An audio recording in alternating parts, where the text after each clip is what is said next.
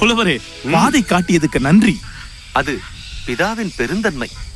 பிதாவிடம் போக புதல்வன், புதல்வனை புரிந்து கொள்ள புத்தகம், புத்தகத்தை புரிந்து கொள்ள பரிசுத்த ஆவியானவர். பலே பலே. புலவரே, பரிசுத்த ஆவியானவர் எனக்குள் இருக்கிறாரா? நீங்களும் உங்கள் ரட்சிப்பின் சுவிசேஷமாகிய சத்திய வசனத்தை கேட்டு விசுவாசிகள் ஆனபோது வாக்குத்தத்தம் பண்ணப்பட்ட பரிசுத்த ஆவியால் அவருக்குள் முத்திரை போடப்பட்டீர்கள் என்பது வேத வாக்கு. நான் உமக்கு ரட்சிப்பின் சுவிசேஷமாகிய சத்திய வசனத்தை கூறியிருக்கிறேன். நான் நீர் கூறிய சுவிசேஷத்தை விசுவாசித்து இருக்கிறேன்.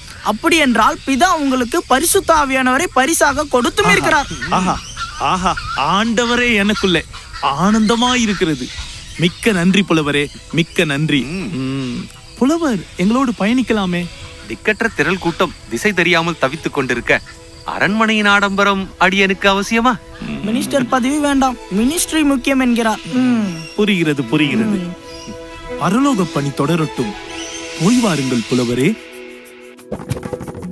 ஒளியை உடையாய் உடுத்துபவா, வழியில் எமையும் நடத்துபவா, ஒளியை உடையாய் உடுத்துபவா,